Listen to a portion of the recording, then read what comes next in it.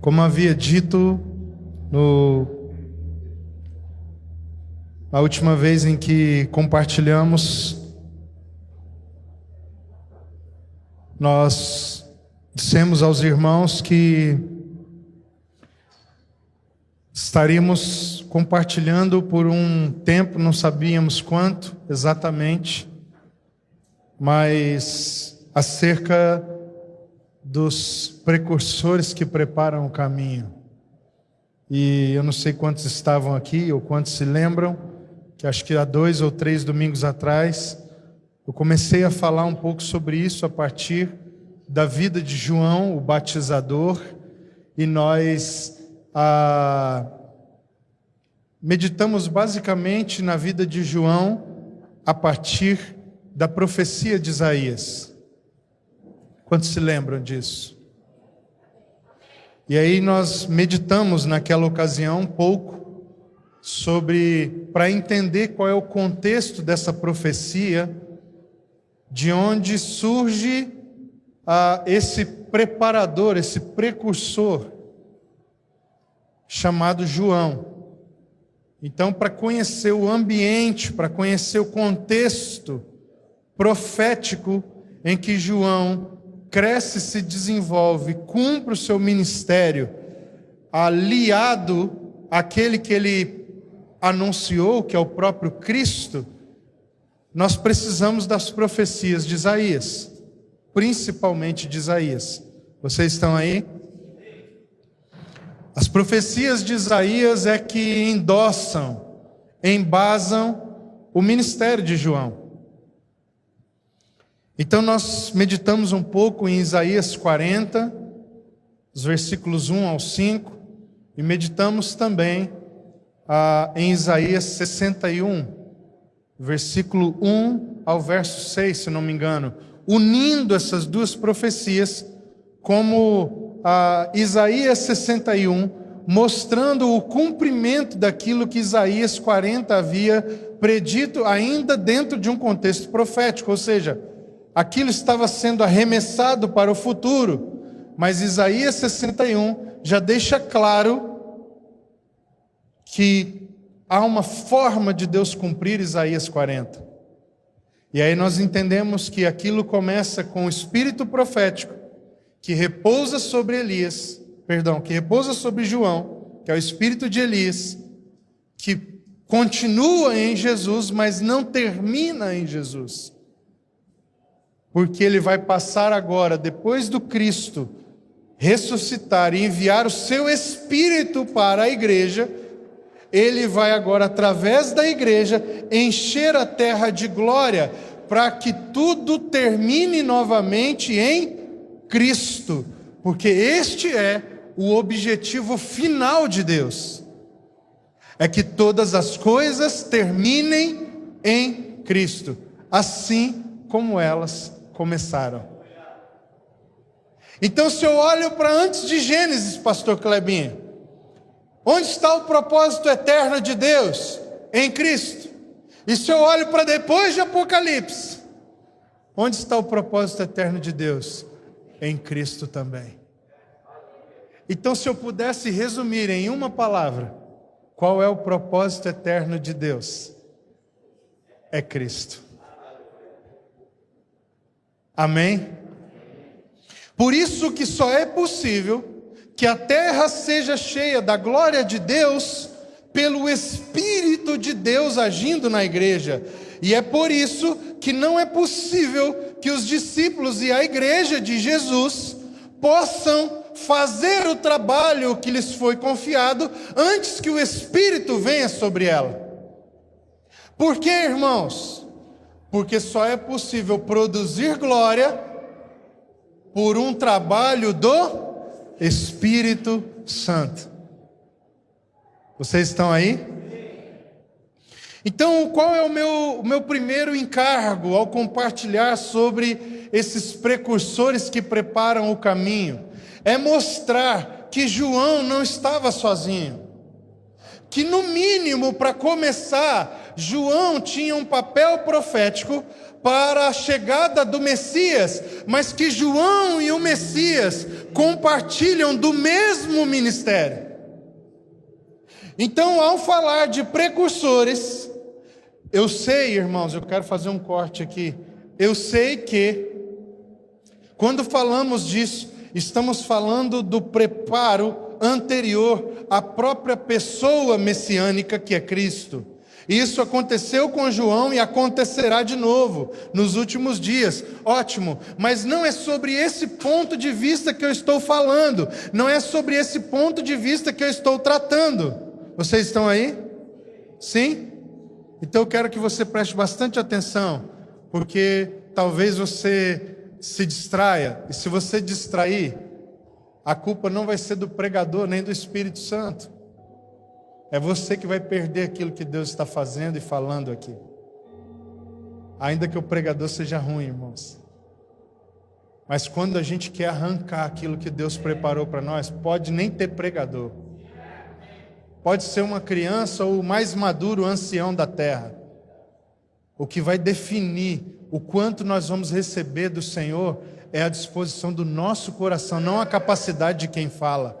Imagina a mensagem de João. Até Paulo, pastor Isaías, foi considerado um ruim pregador. Paulo, segundo os Coríntios, estava desqualificado para a pregação.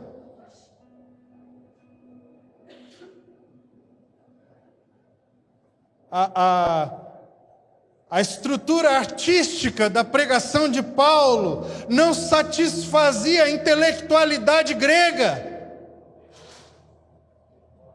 E digo mais, para aqueles que querem invalidar o ministério apostólico, por causa de operações miraculosas, os judeus também não deram credibilidade a Paulo, porque para eles era preciso mais sinais do que os que Paulo fazia. O sinal do ofício apostólico não está ligado a coisas que operam do lado de fora. Está ligado à revelação de Cristo pelo lado de dentro. Este é o sinal. Por isso eu quero que você entenda que Jesus, ele abre um portal para que o ministério de João alcance potência e conexão a partir dessa junção entre o precursor profético e a revelação messiânica. O apostólico e o profético de mãos dadas, andando juntos para cumprir aquilo que Deus chamou a igreja para fazer. Quando o profético e o apostólico se alinharem, o Espírito virá. Sabe por que nós nos acostumamos com reuniões pontuais, em que o Espírito vem e age como era nos profetas no Antigo Testamento? Parece que o Espírito Santo age na gente no culto, e quando a gente vai embora, é igual aos profetas, ele volta. A gente tem esse jeito de viver. A gente pode até não crer assim na nossa teologia, mas a gente vive na prática como se acontecesse isso. Porque está faltando um ajuste entre o ofício, o encargo apostólico e o ofício profético nos nossos dias. Precursores que não estão de fato entrando nesse lugar e apóstolos que não estão entrando nessa dinâmica de mutualidade e cooperação com o serviço profético. E nós vemos essa perfeita harmonia entre João e Jesus. Esse é o primeiro motivo do meu compartilhar aqui com vocês. Amém? Eu queria que você visse o quanto João está ligado a Jesus. João não é porque não sei para vocês, mas eu já ouvi muito sobre precursores, porque esse é um assunto que sempre me interessou, essa coisa do preparar o caminho. Então eu já ouvi muitas pessoas falarem, mas me parece sempre que João está muito distante de Jesus. É como se quando Jesus aparece não existe mais João, ou como se o trabalho de João é enquanto não há Jesus. Porque nós sempre procuramos entender precursores pelo que eles fazem e não pelo que eles são. O principal papel de um precursor não é fazer, é ser. Você está aí? Eu queria que você abrisse a sua Bíblia em João, no capítulo 1. Nós vamos retomar de um ponto que eu acho que dá para nós conectarmos esse compartilhar da palavra com aquele que comecei no outro dia.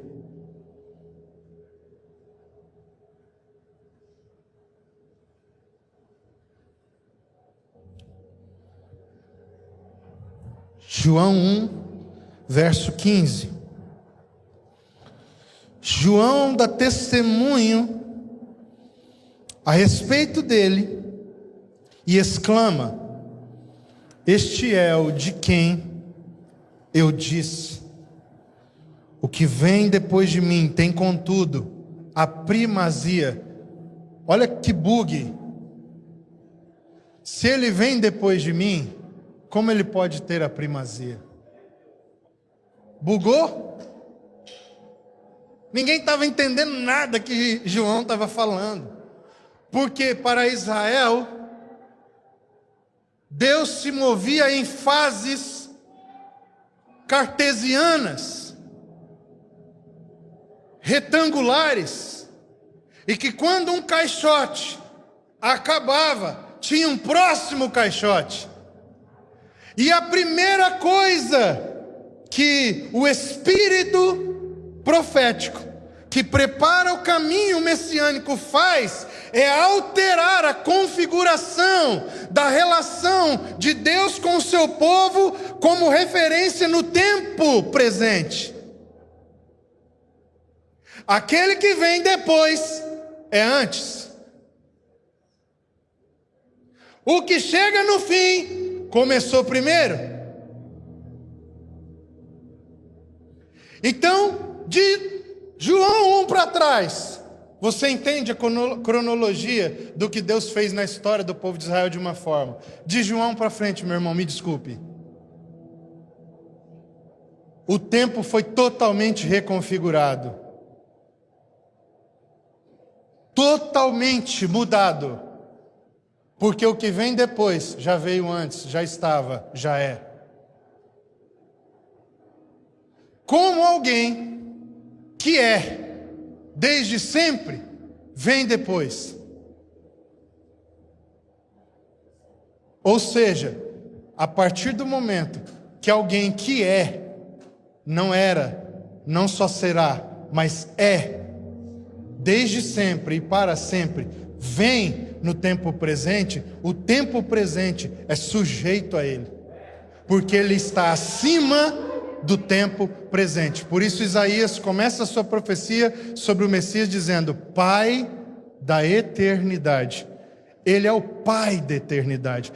Nem mesmo a eternidade consegue entender essa dinâmica da relação entre Deus e o tempo, porque até mesmo a eternidade foi criada. Ele é o Pai. Se Ele é o Pai é porque Ele criou. Ele é o Pai da eternidade. O que isso quer dizer? Quando o Pai da eternidade se coloca dentro do Cronos, o Cronos é tragado para dentro dele.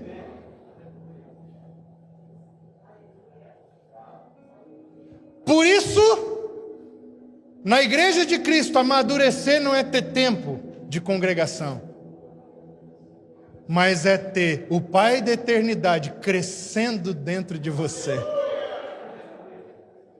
No mundo, o que é ser maduro? É ficar velho. Em Cristo, ser maduro é ser esticado, desenvolvido por dentro. Nada tem a ver com idade. Nem cronológica, muito menos espiritual. se é que existe idade espiritual.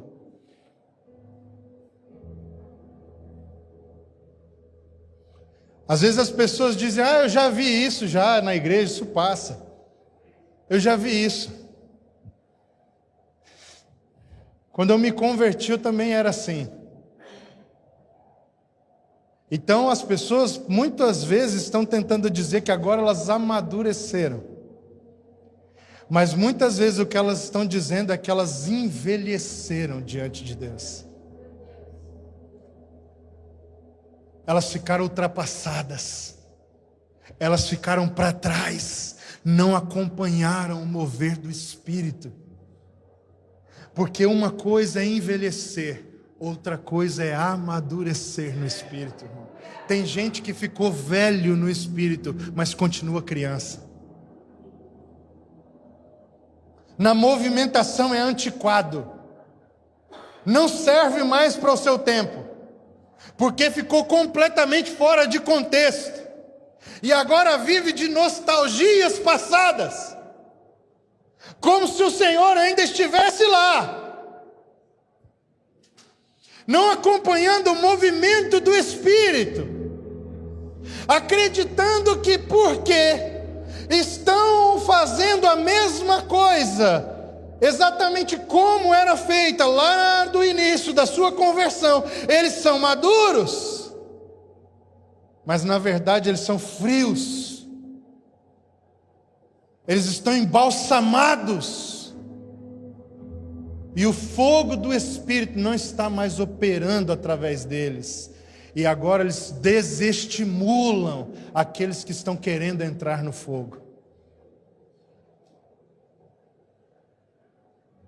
Se você viu movimentos, bebeu da água do Espírito, e ela não cresceu dentro de você, Cristo não aumentou, eu quero te declarar essa palavra profética: você ficou só velho, você não entendeu o que Deus estava fazendo.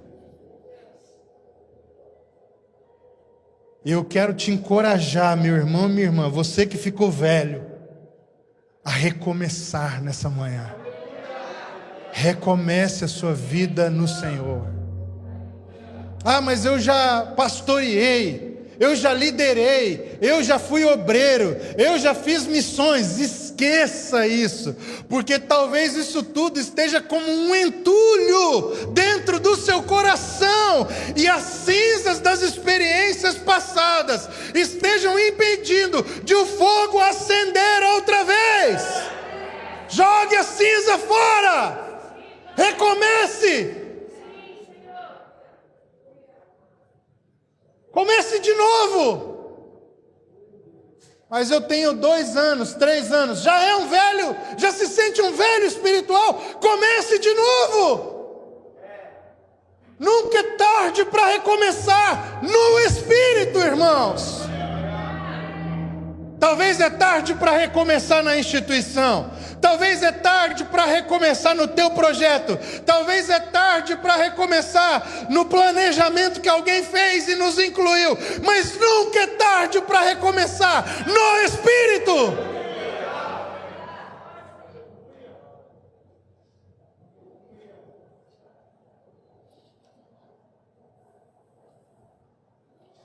Eu não deveria ter escolhido esse texto para começar, porque é difícil avançar diante de tais palavras.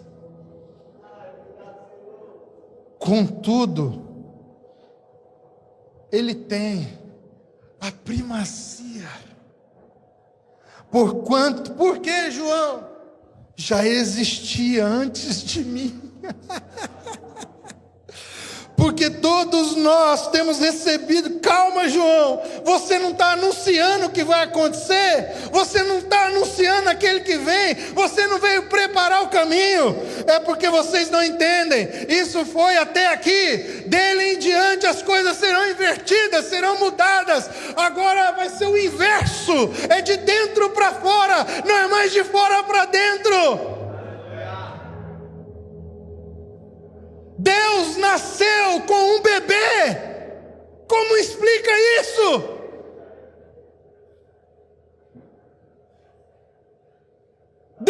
nasceu na manjedoura. Quem é que vai entender uma coisa dessa? O mundo foi virado do avesso.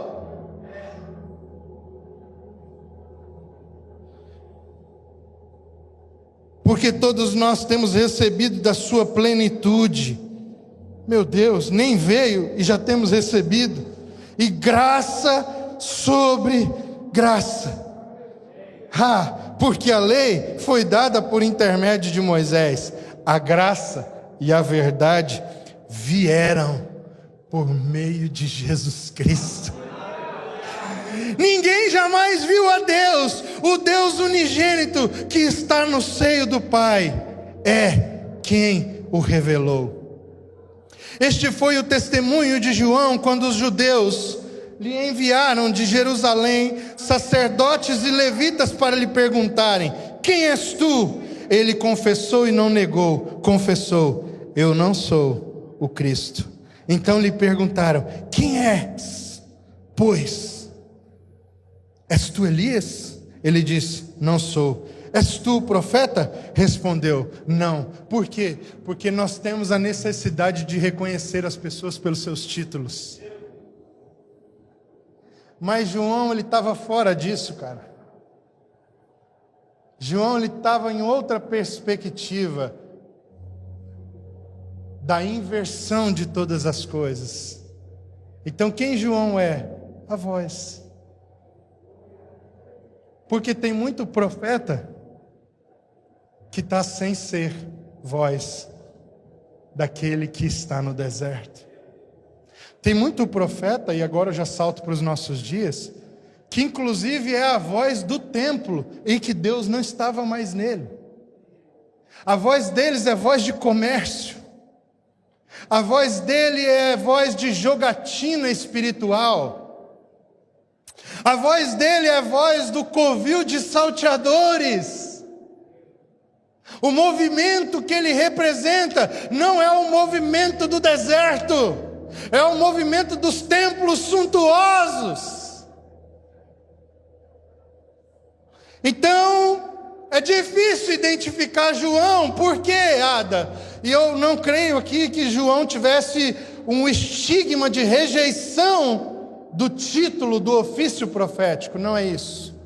Mas é que o que aqueles homens entendiam como ser profeta não enquadrava João. João não está rejeitando o título por ofício, João está rejeitando a distorção que eles queriam projetar sobre ele. Ele está dizendo: eu não me enquadro nos estereótipos que a religião de vocês fornece. Eu vim para inaugurar o novo eterno de Deus. O novo que sempre existiu. Como é o nome daquilo que é novo, mas sempre existiu? Original. O que é novo, mas sempre existiu é original. Eu vim falar de uma novidade que vocês não estão percebendo. Porque vocês estão surdos. Por causa da corrupção do vosso coração, Deus se calou e mudou de endereço, foi lá para o deserto. Não está mais nessa casa de ladrões. Eu não me encaixo no estereótipo religioso que vocês atribuem às pessoas. Talvez João até cresce. Por dentro eu não posso afirmar isso. Que ele era sim profeta. Porque foi assim que o Senhor o anunciou. Mas irmão, isso que você chama de profeta não é a mesma coisa que eu creio ser um profeta. Você está entendendo? A religião nunca vai ter recurso suficiente para identificar uma voz do que clama. A religião nunca vai conseguir carimbar a gente com a etiqueta certa. Por quê? Porque aqueles que nasceram do Espírito, ninguém sabe de onde vem, nem para onde vai. Não dá para encaixar, não dá. O movimento do Espírito é quem nos define, é quem nos guia. Você consegue entender isso? Não dá para enquadrar. Nós não somos como robôs. Nós somos o corpo de Cristo. Nós sofremos a partir da necessidade da função do corpo. Nós sofremos alterações. Nós mudamos, irmãos. Você entende isso? E ele continua. Disseram-lhe, pois, declara-nos quem és, para que demos resposta àqueles que nos enviaram. Que dizes a respeito de ti mesmo? Então ele respondeu, eu sou a voz do que clama no deserto. Endireitai o caminho do Senhor. Como disse o profeta Isaías, e nós trabalhamos isso. Ora, os que haviam sido enviados eram de entre os fariseus. E perguntaram-lhe, então, por que batizas, se não és o Cristo, nem Elias, nem o profeta? Respondeu-lhes João, eu batizo com água, mas no meio de vós está quem vós não conheceis, o qual vem após mim, do qual não sou digno de desatar-lhe as correias das sandálias. Estas coisas se passaram em Betânia, do outro lado do Jordão, onde estava João batizando. No dia seguinte, viu João a Jesus, que vinha para ele, e disse, eis o Cordeiro de Deus, que tira o pecado do mundo. É este a favor de quem eu disse, após mim vem um varão que tem a primazia, porque já existia antes de mim. Eu mesmo não o conhecia, mas a fim de que ele fosse manifestado a Israel, vim por isso, batizando com água. E João testemunhou dizendo, vi o Espírito descer do céu como pomba e pousar sobre ele. Eu não o conhecia. Aquele, porém, que me enviou a batizar com água, me disse, aquele sobre quem vires descer e pousar o Espírito, esse é o que batiza com o Espírito Santo. Pois eu, de fato, vi e tenho testificado que ele é o Filho de Deus. João e Jesus estão relacionados ou não? Então escute, tudo que eu falar sobre João, sobre precursor, você precisa entender que está em continuidade em Jesus. Tudo que alguma pessoa falar sobre o ministério de precursor, de preparador de caminho de João, você precisa encaixar em Jesus. Esse é o meu ponto. Agora, afinal, quem era João? Para nós entendermos esse tipo de precursores, volte para Lucas, capítulo 1, e eu quero ler mais um texto, para tornar isso um pouco mais claro. Quem era João?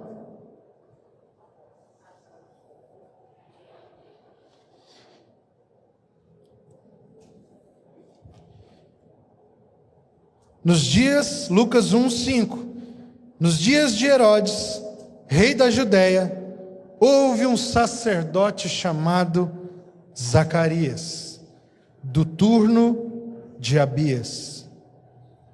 Sua mulher era das filhas de Arão, e se chamava Isabel. Então, presta atenção, nós estamos aqui descobrindo a família de João. Vocês estão aí? Quem era o pai de João? Zacarias. O que Zacarias era? Sacerdote. Quem era a mãe de João? Isabel. Quem era Isabel?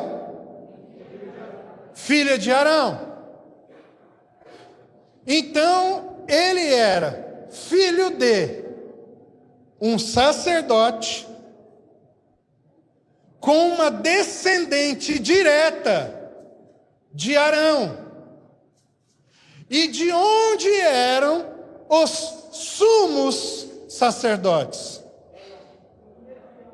Da família de Arão. Só podia, pela lei, ser sumo sacerdote alguém que fosse da família direta de Arão. Sacerdotes vinham de Levi, também de Arão, mas sumo sacerdote só descendente direto de Arão. E João era dessa etnia, irmão, dessa etnia perigosa.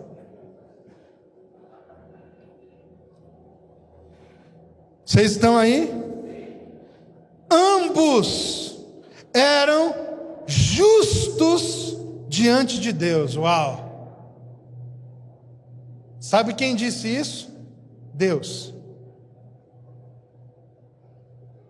Deus achava Zacarias e Isabel justos. Não é eu achava, não é você achava, Deus achava. E Ele fez questão de deixar isso registrado para nós, para você saber qual foi a incubadora onde João nasceu. De onde foi o ventre em que essa semente fértil fecundou. E olha o que ele vai dizer mais: vivendo irrepreensivelmente em todos os preceitos e mandamentos do Senhor. Diga uau.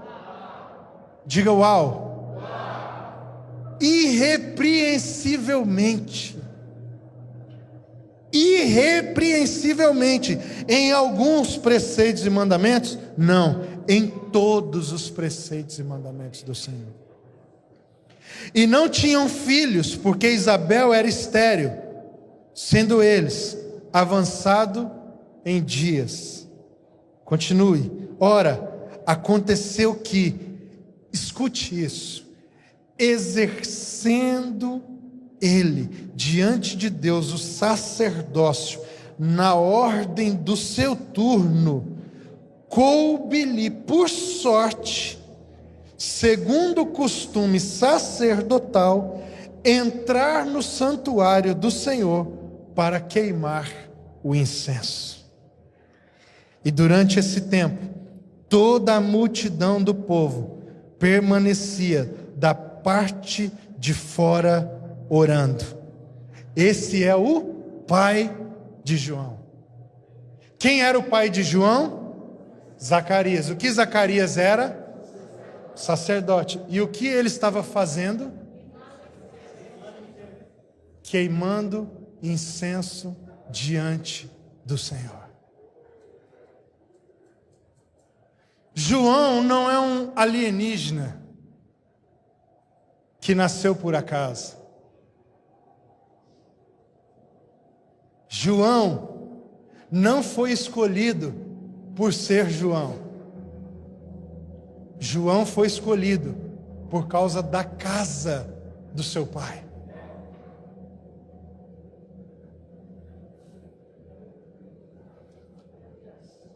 O que ele fazia? Ele entrava no santuário nesse dia e queimava o incenso diante do Senhor.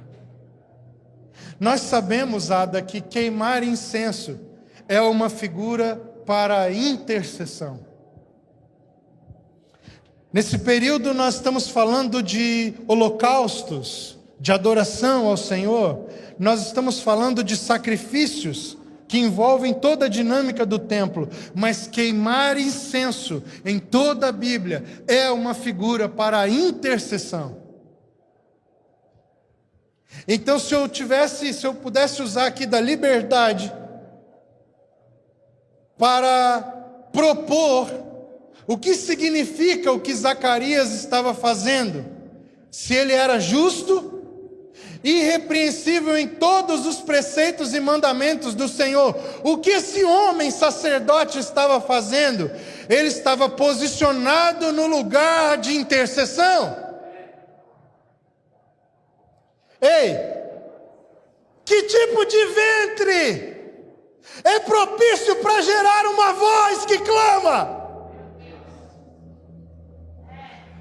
Que tipo de ventre, Tameon, é necessário para gerar uma voz profética que vai preparar o caminho do Senhor nos últimos dias? Porque nós gostamos de olhar para João, mas esquecemos de olhar para o ambiente, para a casa, para o canteiro onde essa semente foi plantada. Oh, terra fértil maravilhosa!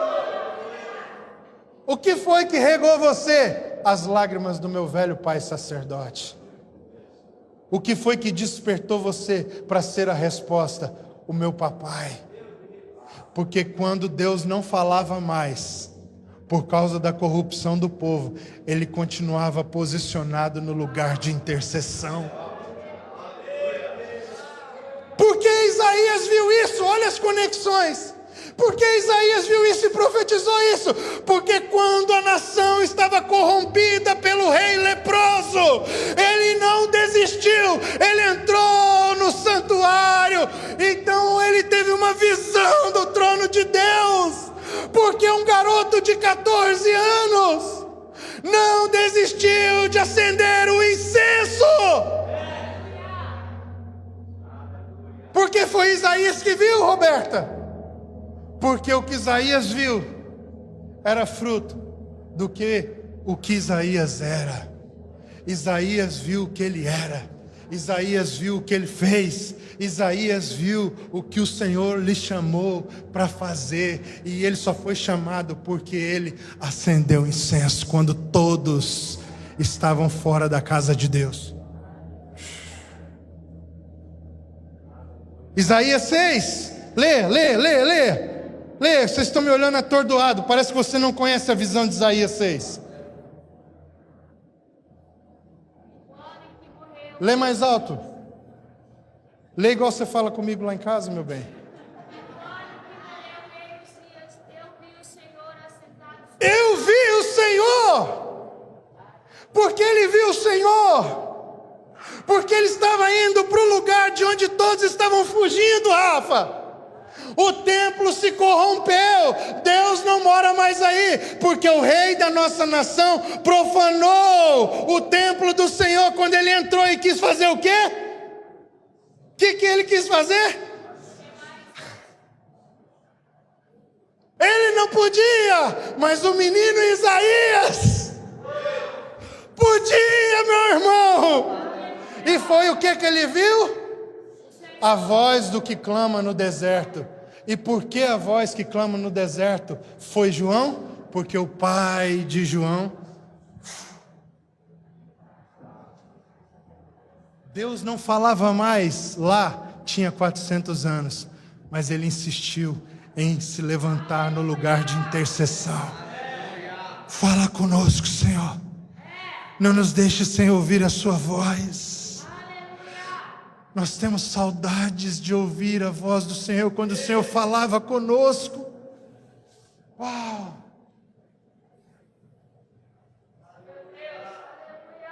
Essa história começou por um rei que entrou e profanou por causa de acender o incenso. Mas ele não tinha o coração necessário para queimar o incenso. Porque eu tenho certeza, irmão, que o problema de Deus não foi o fato dele ser rei, foi o fato dele ser soberbo.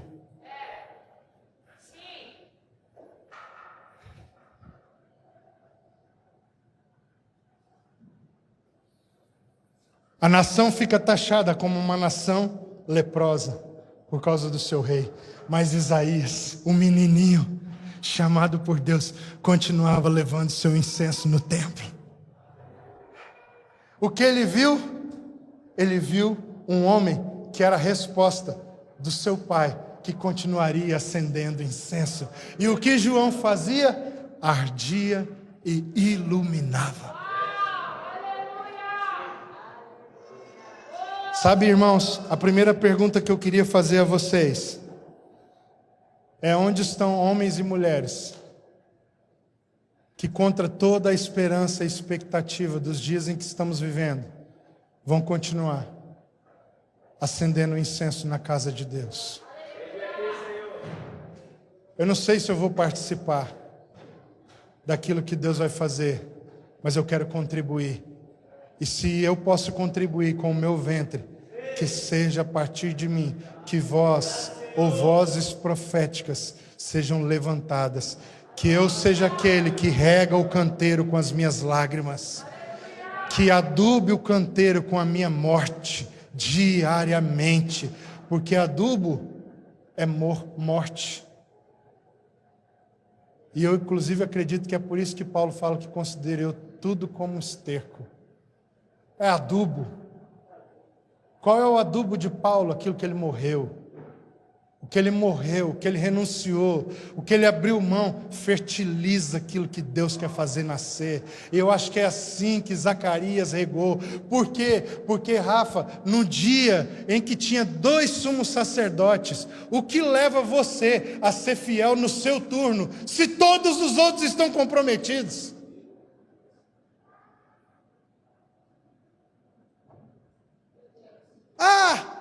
Aconteceu de cair na sorte dele ser.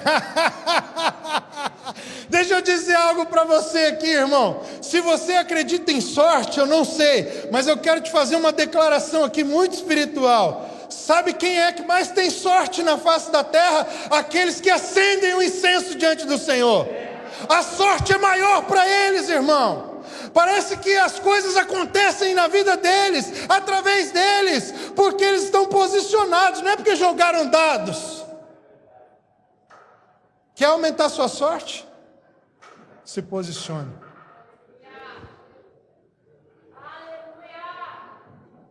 Porque quem controla os dados no final é Deus. É Deus, cara.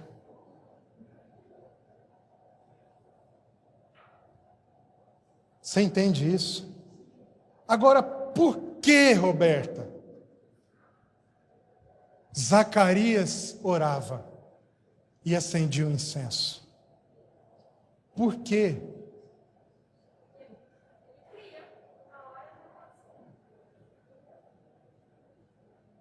Abra sua Bíblia comigo em Malaquias, capítulo 1.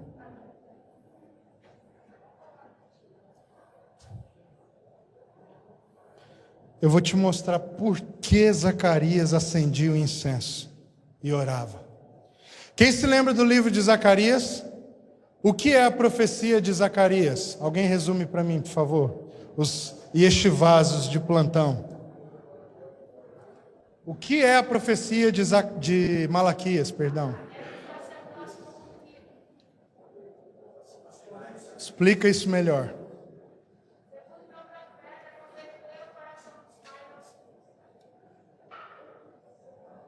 A profecia de Malaquias é uma denúncia do profeta contra a corrupção dos sacerdotes nos últimos dias. Vocês estão aí? Sendo bem simples. O que é Malaquias? Uma denúncia profética contra a corrupção sacerdotal dos seus dias. Tudo bem? Com esse contexto, com essa informação, vamos ler agora o capítulo 1, verso 6. O filho honra o pai, e o servo a seu senhor. Se eu sou pai, onde está a minha honra? E se eu sou senhor, onde está o respeito para comigo? Diz o Senhor dos exércitos a vós outros, ó sacerdotes, que desprezais o meu nome. Vós dizeis, em que desprezamos nós o teu nome? Ofereceis sobre o meu altar pão imundo, e ainda perguntais, em que te havemos profanado? Nisto que pensais, a mesa do Senhor é desprezível. Quando trazeis animais cegos para os sacrificardes, não é isso mal? Agora, olhe para mim, deixa a Bíblia aberta. O que os sacerdotes faziam nos dias de Jesus no templo? Eles ofereciam animais impuros, profanados, E por que que eles faziam isso? Porque eles tinham criado um negócio no templo. Então haviam os cambistas. O que eram os cambistas, irmãos? Eram vendedores de animais para o sacrifício. Por que eles chamavam cambistas? Porque eles trocavam os animais. Então olha a dinâmica do templo. O adorador, o ofertante, chegava com o seu animal para adorar. O sacerdote tinha que fazer uma avaliação. Então o sacerdote olhava, levanta o sovaco aqui, ovelha. Bota a língua para fora e tal, levanta o rabo. Aí olhava a ovelha, essa ovelha aqui está contaminada, não posso receber, nós não podemos ofertar ela ao Senhor. E o que a ovelha tinha? Nada. Aí o adorador, não, e agora? Quem poderá me defender? Aí o sacerdote, olha, tem uns amigos nossos ali fora, que eles podem resolver isso para você. Você pode comprar uma nova ovelha lá deles. E há historiadores que dizem que os sacerdotes, quando recebiam um animal impuro, eles ficavam com o animal. E o cara que tinha levado ia lá fora e comprava outro novo para oferecer. O que os sacerdotes faziam? Pegavam esse que eles tinham condenado, jogava lá para o curralzinho, e os cambistas iam lá depois de um tempo, pegavam o animal que eles condenaram e levavam lá para as banquinhas, para quem não tivesse animal comprar o animal que alguém veio ofertar e o sacerdote disse que não servia, mas agora vendido lá na banca, eles aceitavam, porque esse era o negócio da fé.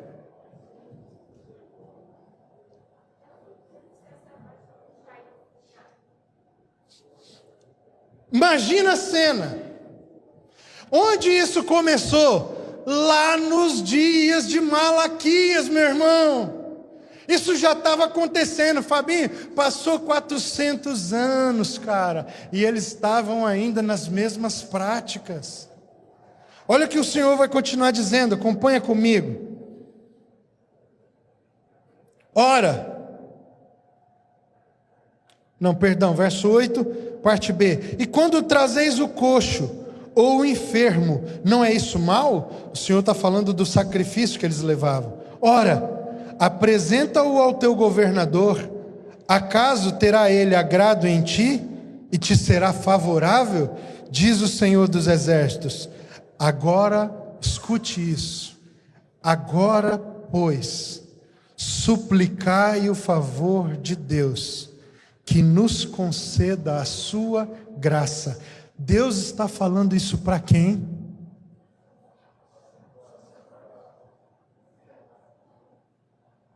Vou repetir. Para quem Deus está falando isso aqui? Para os sacerdotes. O que Ele está mandando os sacerdotes fazerem? Suplicar o favor de Deus para que Ele conceda a sua graça. Mas com tais ofertas das vossas mãos, aceitará Ele a vossa pessoa, diz o Senhor dos Exércitos. Tomara, escute, houvesse entre vós quem fecha as portas, para que não acendesseis debalde o fogo do meu altar. Eu não tenho prazer em vós, diz o Senhor dos Exércitos, nem aceitarei da vossa mão a oferta. O que é que o sacerdote tinha que fazer para levar esses animais que Deus disse que eles estavam levando impuros? Ele ia até o altar e acendia primeiro o incenso, depois pegava o sacrifício e oferecia ao Senhor. Então o Senhor está falando, olha, supliquem o meu favor, para que eu conceda graça, e tomara que se fechem as portas, para que vocês não continuem acendendo esse incenso. O que é que Zacarias estava fazendo? Batendo na porta, irmãos. O que é que Deus falou? Supliquem graça, peçam favor, mas eles não não se posicionaram. Deus conhecia seus corações, Henrique. Então ele diz: tomara que alguém feche essa porta. Eu tenho nojo do sacrifício de vocês, mas do de Zacarias não. Então o que Zacarias estava fazendo, Tailon? Preparando, fertilizando a sua casa para receber a resposta da sua própria intercessão. A pergunta é: você está disposto a se tornar o tipo de homem que prepara a sua casa para ser resposta da sua intercessão? Porque o que ele orou, Deus respondeu, e o custo disso foi do seu próprio filho. Porque teve que ficar sem seu filho. Zacarias teve que ficar sem seu filho, João, para ter sua oração respondida. Que desafio! Assumir a postura totalmente na contramão dos dias em que estamos vivendo diante do Senhor e estar disposto a abrir mão daquilo que Ele nos dá para ser resposta daquilo que nós oramos.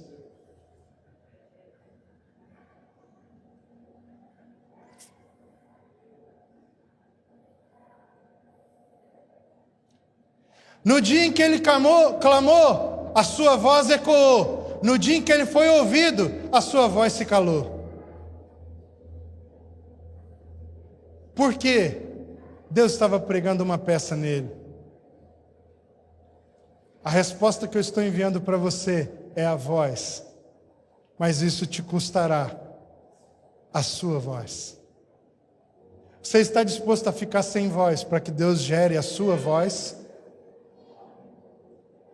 Você está disposto a emudecer, se preciso for, para que Deus sinalize o que Ele está gerando a partir do seu ventre, a partir da sua casa? Que não seja necessário, ficarmos mudos, porque Zacarias titubeou naquilo que Deus falou. Porque você já teve uma oração intercessória respondida, na hora que chega a hora de você botar o pé, cara, dá um gelo na barriga. Sabe quando você está querendo casar? Irmão, você está convicto, é uma coisa linda, maravilhosa, você orou, você se consagrou, você namorou, sei lá o que, noivou, mas irmão, eu vou dizer uma coisa para você: quando chegar ali, 45 do segundo tempo, vai dar um gelo, vai dar um negócio esquisito, você vai falar: rapaz, se você for crente, se não der, já fica a dica. Porque se você for crente, você está pensando em tomar a decisão mais definitiva da sua vida cristã. É a pessoa com quem você vai casar. Porque não tem volta. Não tem rompimento depois. É esse ponto final. É esse ponto final. Então quando vai chegando a hora, irmão, você toma seu banho, você coloca a sua meia, sua cueca, você dá uma respirada funda, anda para lá, eu estou de boa, estou tranquilo. De repente, irmão, começa a vir aquele negócio. Começa a vir um trem esquisito, uma insegurança, um medo. Por quê? Porque não tem volta. E quando Deus responde uma intercessão que vai custar a nossa lenha, que vai custar o sacrifício da nossa própria vida e história, cara, é por aquilo que você orou durante anos, mas na hora de pisar nessa terra, meu irmão, vai dar uma sensação, vai dar um frio na barriga.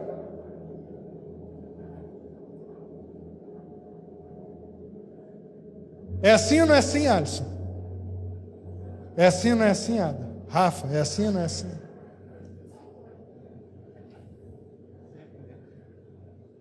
É assim ou não é assim, Clebinho? Cara, será que eu estou fazendo a coisa certa? Senhor, não tem mais nenhum sinal aí para você dar no céu, mandar uma bola de fogo. Eu sou a bola de fogo de Deus para você hoje, meu irmão. Eu sou a bola de fogo que Deus mandou para falar contigo. Escute isso. Zacarias gera a voz do que clama, porque ele não se conformou com o diagnóstico de Deus, vocês oferecem sacrifício imundo, profanaram a minha mesa e ainda me perguntam quando foi que tornamos a mesa do Senhor desprezível. Vocês oferecem sacrifícios impuros. Tomara que nem desse para abrir a porta para vocês acender esse incenso. Mas no dia do turno de Zacarias, que era justo e irrepreensível diante de Deus. A história daquele cara não começou naquele dia. Não foi porque jogaram o dado, caiu a vez dele, foi ele. Não. Os dados só caíram na vez dele, irmão, porque ele era justo e irrepreensível diante de Deus. Então ele pega o incensozinho dele, vai lá no altar,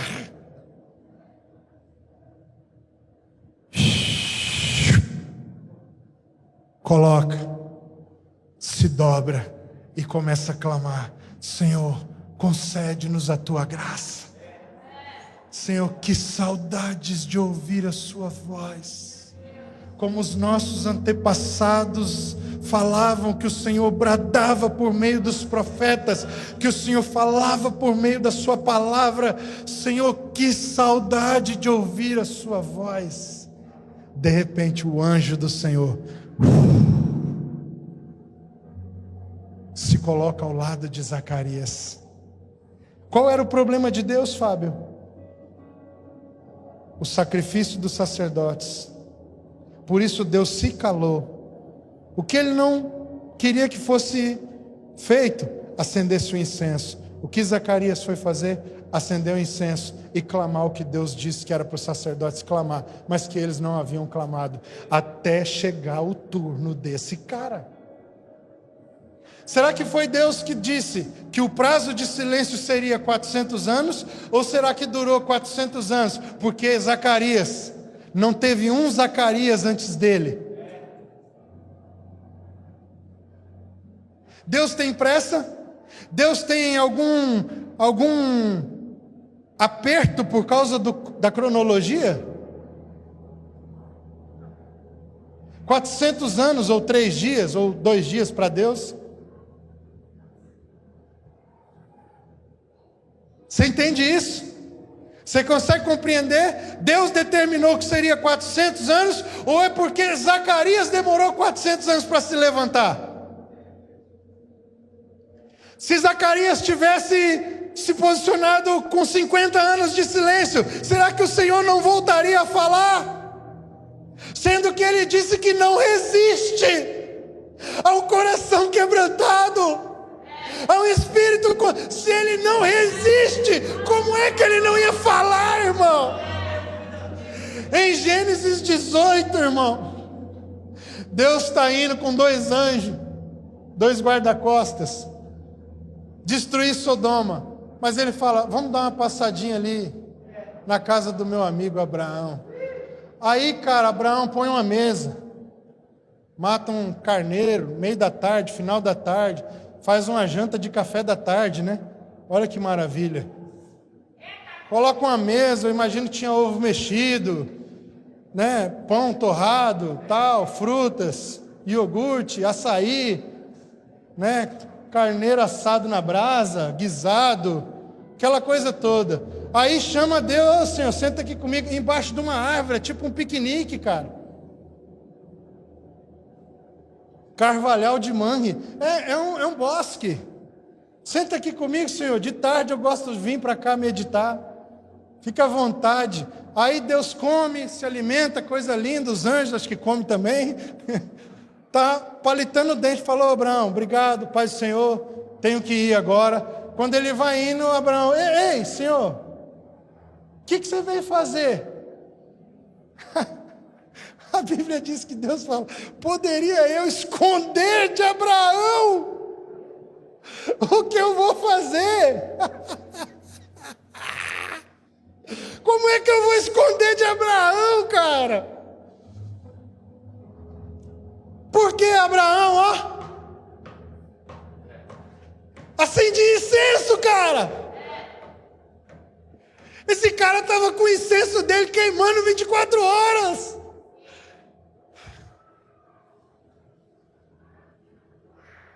Então Zacarias foi lá e ó, acendeu o incenso. Deus olha e fala: como é que eu vou resistir? Chegou a hora.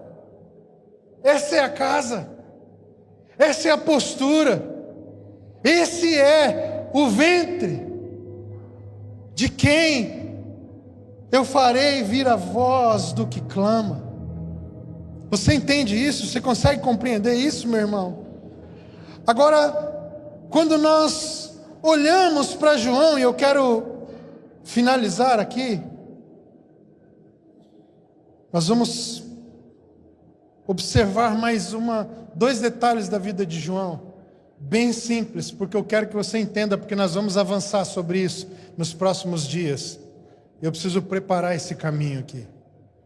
Então escute, quem era João em seu estilo de vida? Nós já descobrimos a sua concepção, o ambiente, o posicionamento intercessório sacerdotal do seu pai, de quem ele era filho da sua mãe, por parte de mãe, ou seja, um homem que tinha o direito a sumo sacerdócio, foi chamado por Deus para ser a voz.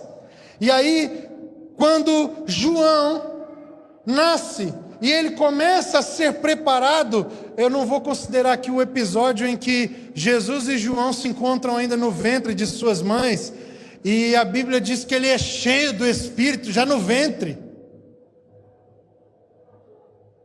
Por quê? Porque ele encontrou com a sua...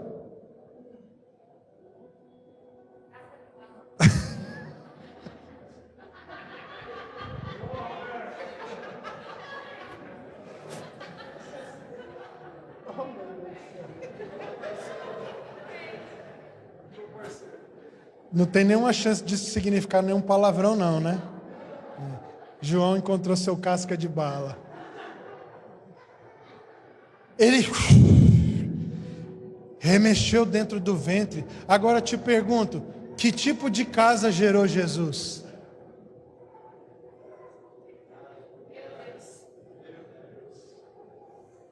O preço para Zacarias, além do seu posicionamento como fidelidade pessoal ao Senhor e com o quebrantamento que ele tinha pela história do seu povo, para que Deus fizesse de novo o que já tinha feito outrora, ele tem o sacrifício de ficar mudo para que seu filho fosse voz. No caso da casa de Jesus, para que Jesus fosse digno de ter para ele uma esposa santa, pura e imaculada, ele nasce de uma virgem que, para conceber o marido dela, tem que adorná-la e cuidar dela, sem tocar nela, enquanto Jesus não nasce. Quem pagou o preço? José, pai do filho dos outros. Há registros de historiadores que acusavam Maria de prostituição,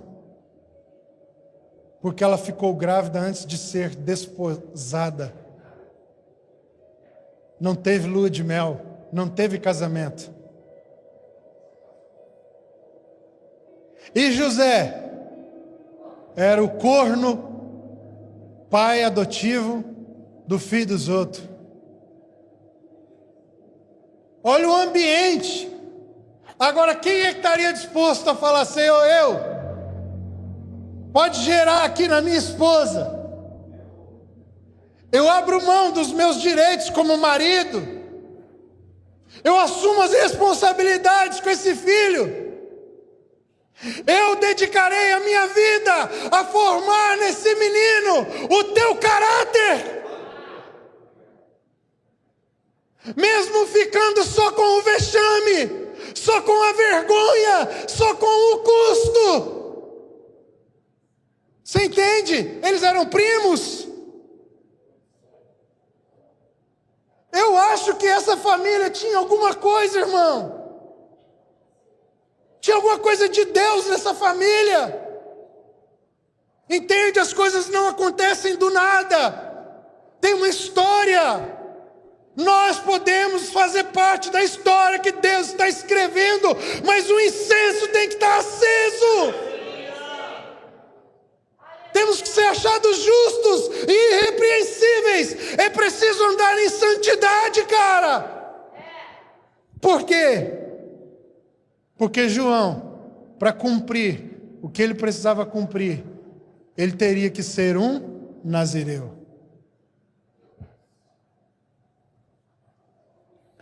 Então eu queria que você entendesse. Entendemos de quem ele era filho, de qual era a sua casa.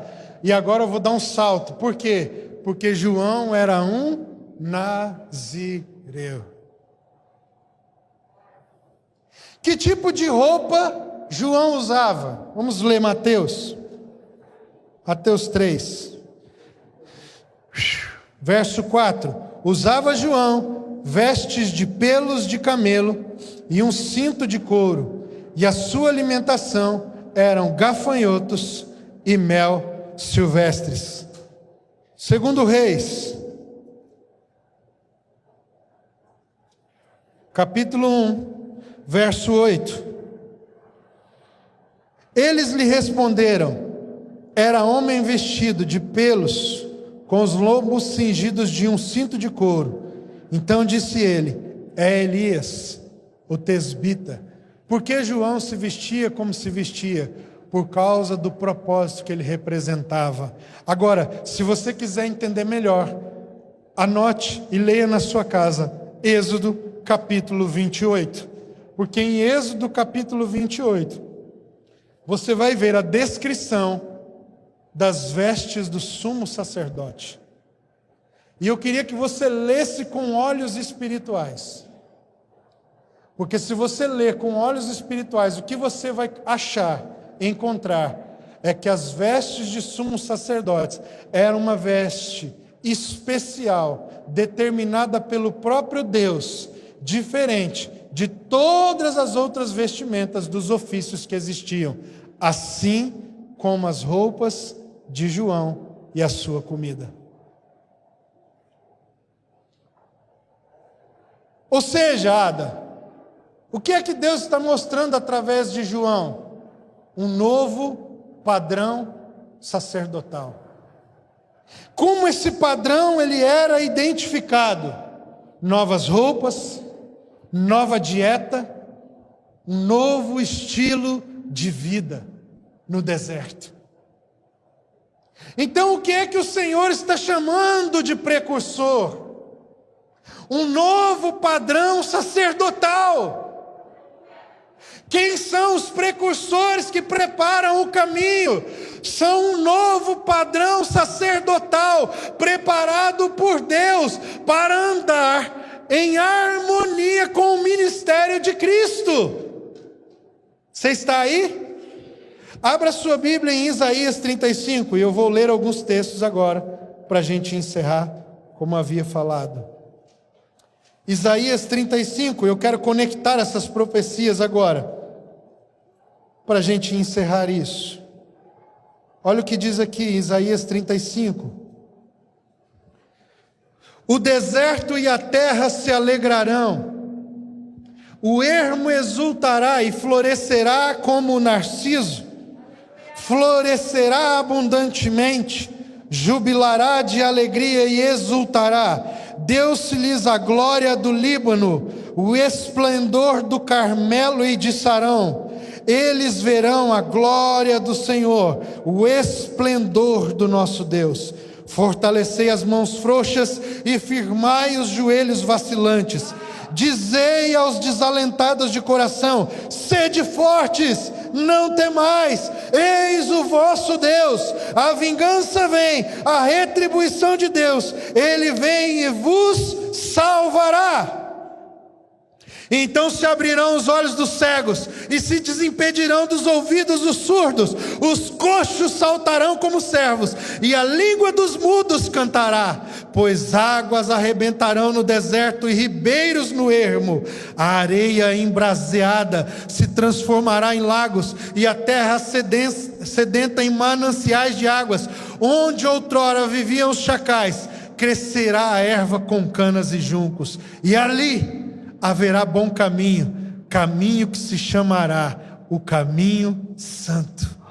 O imundo não passará por ele, porque por ele caminhe, quem quer que caminhe por ele não errará, nem mesmo o louco. Ali não haverá leão, animal feroz, não passará por ele, nem se achará nele, mas os remidos andarão por ele. Por ele o quê? O caminho santo. Os resgatados do Senhor voltarão a viver e virão a Sião com cânticos de júbilo. Alegria eterna coroará a sua cabeça. Gozo e alegria alcançarão, e deles fugirá a tristeza e o gemido. O que é isso? O ministério de João e do Messias. Isaías 11, volte comigo. Uma das primeiras profecias de Isaías sobre o Messias. Verso 16.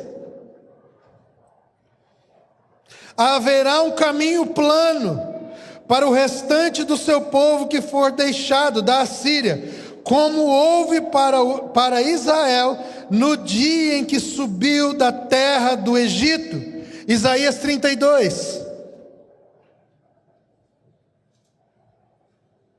Verso 15. Até que se derrame sobre nós o Espírito lá do alto. Então o deserto se tornará em pomar, e o pomar será tido por bosque. O juízo habitará no deserto, e a justiça morará no pomar. O efeito da justiça será paz, e o fruto da justiça, repouso e segurança para sempre. Puxa lá na sua memória aquilo que compartilhamos no outro dia com aquilo que estamos compartilhando hoje. Mais um texto, só para que você entenda o que é que Isaías está descrevendo. Uma terra, você concorda comigo? É uma terra. Como é o nome dessa terra? Isaías chama essa terra de a terra de Emanuel. É o nome dessa profecia de Isaías. É a terra de Emanuel. E por que eu estou lendo esses textos, Isabelle? Porque esses textos estão claramente conectados com Isaías 40, 41, Isaías 61, porque eles mostram o funcionamento do ministério profético que prepara o caminho do Senhor, mas mostra o estilo de vida que vai haver, tanto na preparação quanto na terra depois do Senhor. Você está comigo? Isaías 62. Verso 10. Olha o que diz: estrangeiros edificarão os teus muros. Obrigado, Senhor. E os seus reis te servirão, porque no meu furor te castiguei, mas na minha graça tive misericórdia de ti. As tuas portas estarão abertas de contínuo, nem de dia nem de noite se fecharão, para que te sejam trazidas riquezas das nações e conduzidos com elas os seus reis, porque a nação e o reino que não te servirem perecerão. Sim, estas nações serão de todo assoladas. Que cidade é essa? É a terra de Emanuel, chamada de Nova Jerusalém. Você está aí? O que mais eu posso ver em Isaías Isaías 43, volte. Vamos fazer um mergulho em Isaías, louco aqui, vamos doidar. Isaías 43, verso 19, verso 18, que eu falei aqui na pregação, para chegarmos aqui agora, Tailon. Verso 18: não vos lembreis das coisas passadas, nem considereis as antigas. Eis que faço coisa nova, que está saindo à luz. Porventura não o percebeis? Eis que porei um caminho no deserto e rios no ermo. Posso continuar? Está preparado? Os animais do campo me glorificarão, os chacais e os filhotes de avestruzes, porque porei águas no deserto e rio no ermo, para dar de beber ao meu povo, ao meu escolhido. Ao meu, quem é o escolhido de Deus? Jesus. O Senhor disse ao meu Senhor: o meu escolhido é Jesus. E ele continua: e ao povo que formei para mim, para celebrar o meu louvor.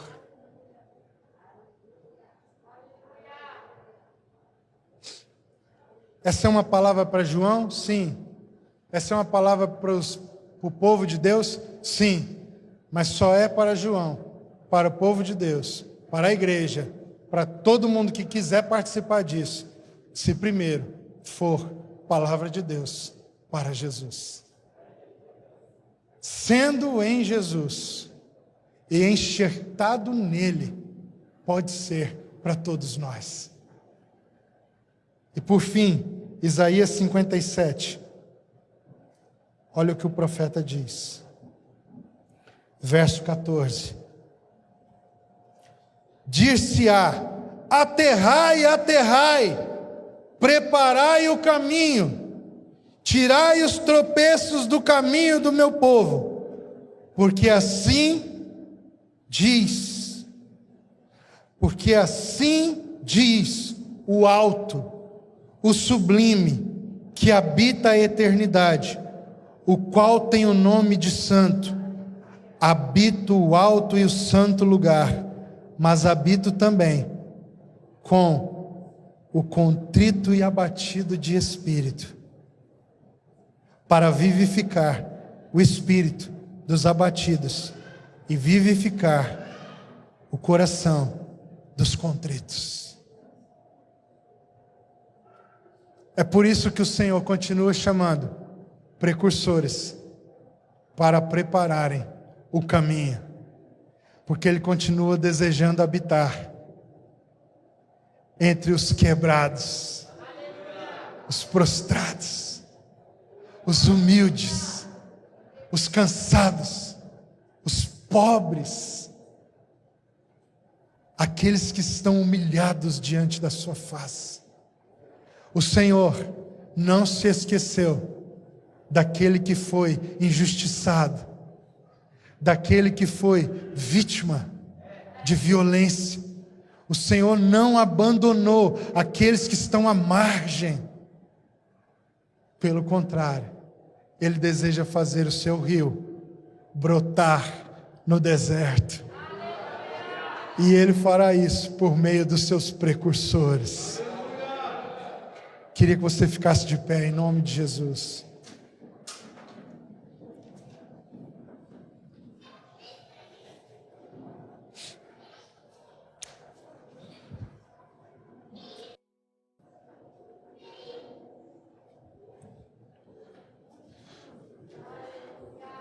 Vamos orar, irmãos. Curve a sua cabeça nessa manhã. Vamos nos colocar diante do Senhor. Que tipo de casa queremos ser? O que estamos dispostos a renunciar para que o Senhor gere voz profética do nosso ventre? E para que participemos do cumprimento da sua vontade e toda a terra seja cheia da sua glória, especialmente os contritos e quebrantados, que Ele não se esqueceu. Ele não esqueceu da sua dor, Ele não esqueceu do seu sofrimento, Ele não esqueceu da sua angústia, Ele não esqueceu das marcas que você carrega, Ele não esqueceu das suas memórias ofendidas, das suas memórias machucadas, da dor que ainda te limita em caminhar com Ele e com os irmãos. Ele não se esqueceu. Por isso Ele chama precursores, para que o seu rio banhe o deserto, para que as árvores frutíferas se tornem pomar, e para que o pomar se torne um bosque, para que, como a menina, mulher de Cantares, possa chamar o noivo, que nós possamos chamar o noivo. Vem nos seus jardins que eu administro, que eu cuido, e colha os frutos mais saborosos. Pegue os perfumes do nosso jardim. Seja adorado nesse meio, Senhor, no nosso meio, nessa casa. Receba o fruto, Senhor. Colha os frutos, que eles sejam maduros, saborosos ao seu paladar. Que o nosso perfume, o perfume que estamos cultivando das ervas que você nos tornou, especiarias, possam perfumar o seu trono, Senhor. Perfumar as suas vestes. Nós queremos assumir o nosso compromisso, a nossa responsabilidade, como precursores que preparam o caminho. Mas não apenas como João. Nós queremos tirar João do isolamento e colocar João em perspectiva com Cristo. Esse é o tipo de precursores que queremos ser. Aqueles que conhecem o que tem a primazia. Aleluia. Louvado seja o teu nome, Senhor. Nós nos consagramos a Ti. Nós nos oferecemos a Ti. Faça o que você quer fazer em nós, através de nós. Em nome do Teu Filho Jesus nós oramos. Amém. Amém.